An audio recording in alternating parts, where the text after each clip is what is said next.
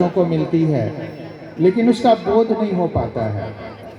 हम लोग के पास तो ये सूचना है कि मैन इज मोर्टल, आदमी नाशवान है, लेकिन हम लोग समझ नहीं पाते हैं इस बात को। हम लोग इस चकाचौंध वाली दुनिया में इतने बिजी हैं कि ये बात समझ नहीं पाते हैं।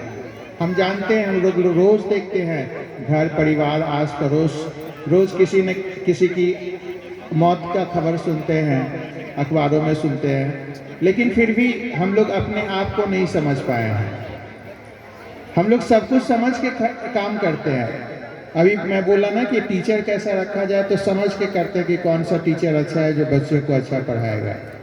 बाजार जाते हैं आलू खरीदने, तो देख के लेते हैं कि कोई सड़ा हुआ आलू न दे दे। अगर एक सड़ा हुआ आलू आता है अगर 1 किलो में, तो उसको सबसे पहले निकाल के वही रख, किसको दूसरा बढ़िया आलू दो। एक आलू खरीदने में हम लोग इतनी समझ रखते हैं, कपड़ा खरीदने में समझ रखते हैं, मोबाइल खरीदने में समझ रखते हैं। बढ़िया 50 मेगापिक्सल कैमरा का मोबाइल होना चाहिए कि फ़ोटो अच्छा आएगा, सेल्फी अच्छा आएगा, लेकिन हम अपने जीवन को नहीं समझ पाए हैं।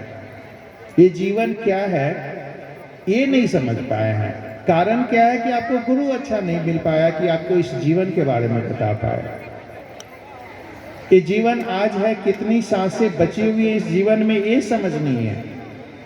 हम लोग ये समझ जब आ जाए तब फिर बात ही क्या, यही समझ गुरु देते हैं, यही समझ सिर्फ गुरु देते हैं। गुरु तो बहुत है दुनिया में।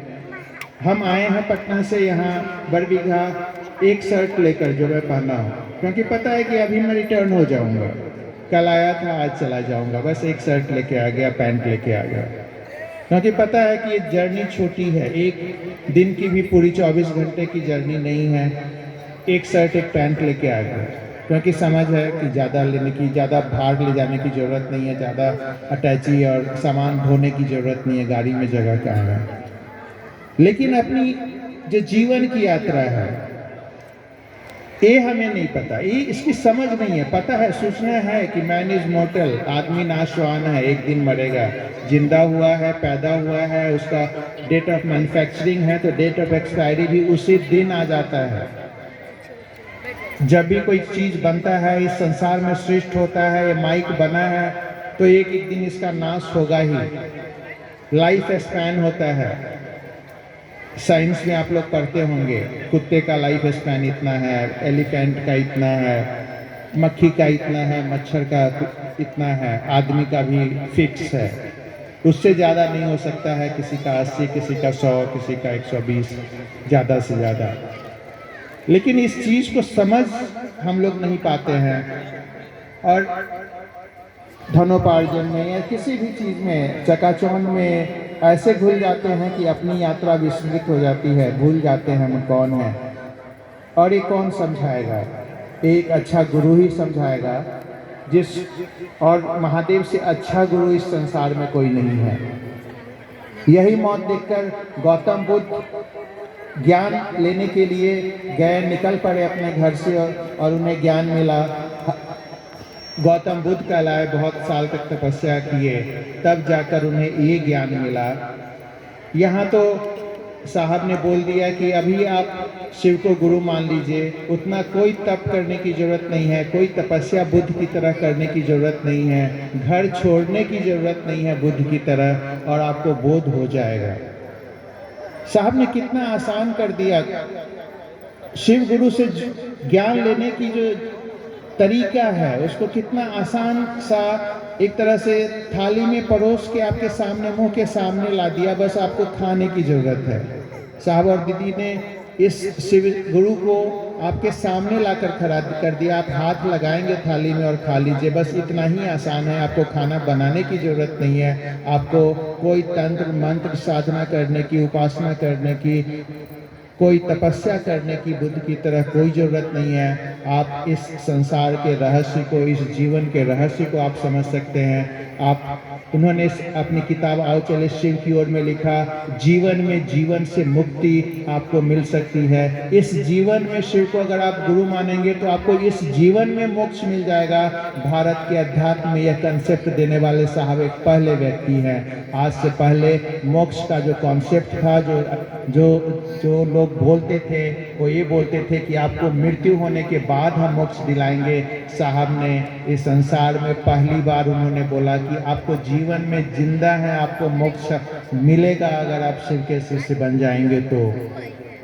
मोक्ष मुक्ति है इस सांसारिक प्रणाली से, इस संसार की विधि व्यवस्था से।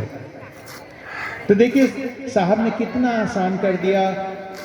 उस स्कूल में पढ़ने के लिए कितना आसान रास्ता दे दिया आपको, उस महादेव के स्कूल में पढ़ने के लिए। कोई ज़रूरत नहीं है आपको स्कूल जाने की। जैसे आज हम लोग ऑनलाइन पढ़ते हैं ना, मोबाइल में पढ़ाई कर लेते हैं। स्कूलों में अभी कोरोना टाइम में घर से सब कोई भी स्टूडेंट स्कूल नहीं गया, घर से ही पढ़ाई कर दिया। वैसे ही साहब ने बोला कि आप घर से ही, जहाँ पे आप रहते हैं वहीं से आप शिव के शिष्य बन सकते हैं, वहीं से आप शिव को गुरु मान सकते हैं और आपको ज्ञान आने लगेगा। आप महादेव से जुड़ सकते हैं। और नहीं विश्वास तो एक बार आजमा के देख लीजिए। नहीं आपको लगता है कि अरे कोई मोबाइल से मास्टर कैसे पढ़ाएगा, एक बार मोबाइल में क्लास करके देख लीजिए मास्टर कैसे पढ़ाता है। बहुत लोग, मैं डॉक्टर हूँ, कोरोना काल में मैं ऑनलाइन देखता था। लोगों को लगा नहीं कि भाई डॉक्टर देखेगा नहीं हमको, पेशेंट को, तो बीमारी होगी कैसे ठीक। फिर देखिए ऑनलाइन देखने पे भी बहुत सारे लोगों का बीमारी ठीक हुआ, ऑनलाइन ही इलाज चलता था। आज भी बहुत लोग अब ऐसे हो गए हैं कि क्लिनिक ना आके ऑनलाइन दिखाते हैं वीडियो कॉल में। आज की तारीख में भी मेरा वीडियो कॉल चलता रहता है। तो समझिए, जब बीमारी आपको वीडियो कॉल पे ही ठीक हो जाती है, जब ज्ञान आपको घर बैठे मिल जाता है उस महादेव से, तो कहाँ जाते हैं इधर उधर भटकने के लिए या किसी और गुरु के पास। महादेव से अच्छा गुरु कोई नहीं है, हर जगह अवेलेबल है। उसको कहा ही गया है कि सब जगह वो उपस्थित रहता है। जो भी इस कायनात में हर जगह उनकी उपस्थिति है, आप उनको फील कर सकते हैं। जब चाहें आप जुड़ सकते हैं, रात में जुड़ना चाहें, दिन में जुड़ना चाहें, स्नान करके जुड़ना चाहें, बिना स्नान करके जुड़ना चाहें, खा के जुड़ना चाहें, बिना खाए जुड़ना चाहें। कितनी आसान पद्धति साहब ने दे दी है शिव गुरु से जुड़ने की। इसमें कोई नियम कानून नहीं बनाया। भाई महादेव जब गुरु होंगे तो कोई नियम कानून होगा ही नहीं। दुनिया का हर आदमी जो भी है उनसे सीखने जाएगा। कोई नियम कानून नहीं है, कोई ड्रेस कोड नहीं है, कोई एडमिशन फी तक नहीं है, कोई पैसा नहीं आपको लगता है महादेव का शिष्य बनने के लिए, महादेव के स्कूल में नामांकन के लिए या ट्यूशन फीस देने की कोई इसमें ज़रूरत नहीं पड़ती है। कोई आपको पैसा, न दीक्षा में पैसा लगता है, न पढ़ने में पैसा लगता है, किसी चीज़ में। यहाँ पे महादेव का शिष्य बनने के लिए आपको पैसा देने तक की ज़रूरत नहीं है। आप जहाँ से भी हैं घर से महादेव का शिष्य बन सकते हैं। ये 3 सूत्र कर सकते हैं। जब आपको टाइम मिले, सुबह में, शाम में, रात में, किसी भी कपड़े पहन के कर सकते हैं। किसी भी कोई भी जाति, कोई भी धर्म के लोग कर सकते हैं। यहाँ तो पढ़ना है। इसमें जैसे स्कूल में हम लोग ये नहीं देखते हैं कि टीचर किस जाति का है, किस धर्म का है। हम लोग जाते हैं कॉलेज में, जो भी केमिस्ट्री पढ़ना होता है पढ़ते हैं, फिजिक्स पढ़ना होता है पढ़ते हैं। हमें तो पढ़ने से मतलब है, ज्ञान से मतलब है। तो इसीलिए कोई भी आदमी महादेव का शिष्य बन सकता है। साहब ने बहुत सी आसान प्रणाली दे दी है हमको। इससे पहले भी कोई प्रणाली नहीं थी इतनी आसान जितनी साहब ने दी है, और हमें नहीं लगता कि इससे आसान और कुछ हो सकता है। शिव के पास पहुंचने का, शिव से जुड़ने का, शिव को गुरु मानने का इससे आसान रास्ता आपको कहीं नहीं मिलेगा। और साहब बोल रहे हैं कि मैं हूँ, आओ चले शिव की ओर। साहब अपने साथ आप सभी को ले जाना चाहते हैं, जिम्मेवारी लेते हैं। गुरु होता है वो जिम्मेवारी लेता है कि आपको अच्छा इंसान आपको पास करा देगा। आप स्कूल में जाते हैं, केवल ये काम नहीं कि बस लेक्चर ले लिए, घंटी बज गई और टीचर चला गया, बस इतना ही इस टीचर का काम नहीं होता है। टीचर की रिस्पॉन्सिबिलिटी होती है कि वो पूरे साल पढ़ाएगा, एग्ज़ाम लेगा, लड़के को पास करा के दूसरे क्लास में, ऊपर के क्लास में भेजेगा। इतनी सारी जिम्मेवारी एक टीचर लेता है। डॉक्टर ये नहीं करता है कि केवल आपका दवाई लिख दिया, नहीं, दवाई नहीं लिखा, नहीं आप ठीक हुए तो आप डॉक्टर छोड़ देते हैं, दूसरे डॉक्टर के पास जाते हैं जब तक कि आप ठीक नहीं होते हैं। वो डॉक्टर आपके पास आप जाते हैं जो आपकी बीमारी को छुड़वा देता है। जो आप बुखार है या किस बुखार नहीं ठीक हो रहा है तो आप डॉक्टर से बस दवा ही नहीं लेते हैं, डॉक्टर उसको उस बुखार की निदान करता है, उस बुखार को छुड़वाता है, तभी वो डॉक्टर है, तभी आप उसके पास जाते हैं, दोबारा जाते हैं। तो वही महादेव हैं, गुरु हैं, वो अपने शिष्य की पूरी जवाबदेही लेते हैं। ये नहीं कि केवल आपको पढ़ा दिए और फिर उसके बाद आपका क्या हाल होगा नहीं होगा ऐसे नहीं छोड़ते हैं। आप देखे होंगे कि बहुत सारे इतिहास में नाम आते हैं, बहुत सारे भक्तों का नाम आता है, जैसे भस्मासुर है, रावण है। कहाँ ख्याल रखे उस महादेव वही हैं, लेकिन इतने बड़े भक्त का वो ख्याल नहीं रखते हैं। एक ज्ञान के अभाव में भस्मासुर अपने सिर पे हाथ रख लगता है और भस्म हो जाता है। बहुत बड़ा भक्त था, उसको वरदान दे दिए थे महादेव की, जिसके सिर पे हाथ रखोगे वो भस्म हो जाएगा। कहाँ ख्याल रख पाए। लेकिन अगर वही गुरु है, वही महादेव अगर गुरु है तो उसका ख्याल रखते कि अरे भस्मासुर तुमको हाथ सिर पे मत रखना नहीं तो भस्म हो जाएंगे। आपने रामचरितमानस पढ़ी होगी, उसमें एक कहानी आती है कि गुरु उसको श्राप दे देते हैं, लेकिन गुरु महादेव उसे बचाने के लिए फिर नमामि शमीशान एक जो लाइन है उसमें उस अपने शिष्य के को श्राप मुक्त करने की जवाबदेही लेता है और उसको श्राप मुक्त करते हैं। देखिए, शिष्य ने गुरु का अपमान किया था, श्राप मिला, लेकिन फिर भी वो गुरु अपने शिष्य को बचाने के लिए महादेव से प्रार्थना करते हैं कि इसको बचा लीजिए, तो जवाबदेही लेते हैं महादेव।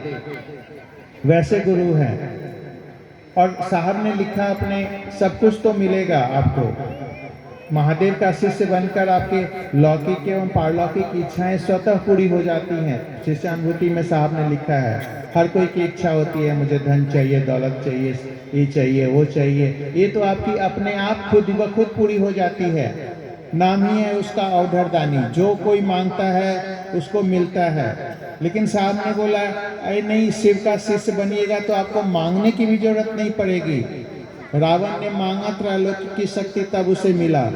आप अगर शिव के शिष्य होंगे तो आप सोचेंगे और आपको मिलता है। बहुत सारे शिव शिष्य यहाँ पे मौजूद हैं जिनको ये एहसास होगा, जिनको ये अनुभूति होगी कि उन्होंने जो चाहा वो मिल गया, मांगने की भी जरूरत नहीं पड़ी। अब इससे ज़्यादा क्या हो सकता है। भक्त बनने में तो आपको मांगना भी पड़ता है उस महादेव से। आदमी वही है, लेकिन वो महादेव नहीं देते हैं, प्रसन्न ही नहीं होते हैं। पहले जब तक 1000 साल तपस्या नहीं करिएगा, पार्वती से तो 10,000 साल में वो प्रसन्न हुए, तब जाके उनको वरदान मिला। तो समझिए कि उतना तो हमारे पास आयु ही नहीं है और उतना करने की जरूरत भी नहीं है। जब वो कोई इतनी आसानी से उपलब्ध हो जाते हैं तो फिर इतना तपस्या और भक्ति करने की जरूरत क्या है। हम लोग शिव से जुड़ जाएं, उनके शिष्य बन जाएं, साहब दीदी के बताए रास्ते पे चले, यही काफ़ी है, इसी से सब कुछ हो जाता है। साहब ने बोला कि ये जो शिव गुरु चर्चा है वो किसी भी पूजा से बढ़कर है, वो रुद्राभिषेक से भी बढ़कर है। शिव की जो पूजा है किसी भी पूजा से बढ़कर है, क्योंकि इस पूजा में भी हम लोग उस महादेव का अभिषेक करते हैं, उन महादेव की गुणगान करते हैं। यहाँ चर्चा में भी तो हम उस महादेव के बारे में ही बोल रहे हैं।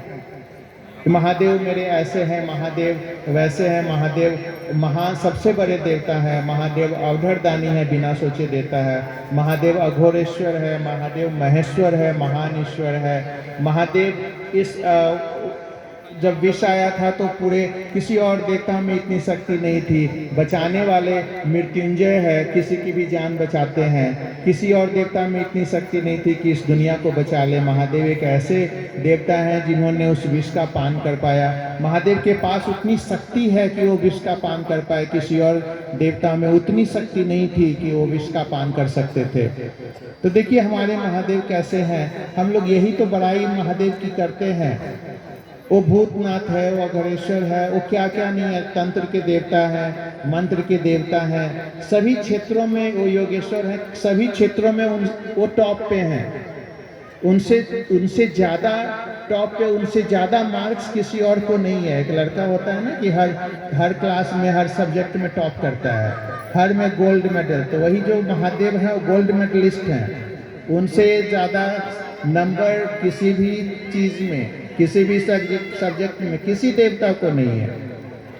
सभी देवता गुरु मानते हैं किसी न किसी को। आप देखे होंगे, रामचरितमानस पढ़े होंगे, श्री राम ने भी गुरु माना था, कृष्ण ने भी गुरु माना था। लेकिन गुरु महादेव को किसी को गुरु नहीं बनाया था। वो खुद ही गुरु हैं कि क्यों किसी गुरु को जरूरत ही नहीं है, लोग उनको गुरु मानते हैं। रामचरितमानस या जो भी ग्रंथ है आप पढ़ेंगे तो आपको दिखेगा, हर ग्रंथों में लिखा है तुम त्रिभुवन गुरु वेद बखावना, सभी त्रिभुवन में तुम गुरु हो, वेद लिखते हैं। गुरु कैसा होना चाहिए, गुरु शंकर रूपिणम गोस्वामी तुलसीदास लिखते हैं कि गुरु कैसा होना चाहिए, तो गुरु शिव के जैसा होना चाहिए, शंकर के जैसा होना चाहिए। ज्ञान विच्छेतु शंकरात्, ज्ञान देने के कारण आप शंकर हैं। तो गुरु महादेव है, इसके बारे में ज़्यादा बताने की ज़रूरत नहीं है, बस आपको जुड़ने की ज़रूरत है। एम्स है दिल्ली में, बताने की ज़रूरत नहीं है, सबको पता है कि भाई एम्स बहुत अच्छा हॉस्पिटल है, बहुत की जान वहाँ बचती है। लेकिन आप वहाँ जाएं, आप इलाज कराएं कि आपकी जान बच जाए, इसकी ज़रूरत है। महादेव आप सभी के घर में हैं, आप सभी उनको प्रणाम करते हैं, पूजते हैं डेली।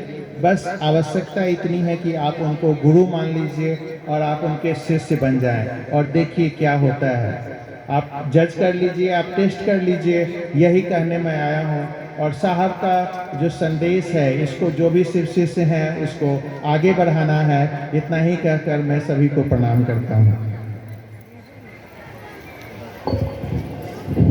अभी आप हमारे डॉक्टर साहब से अपने गुरु की बात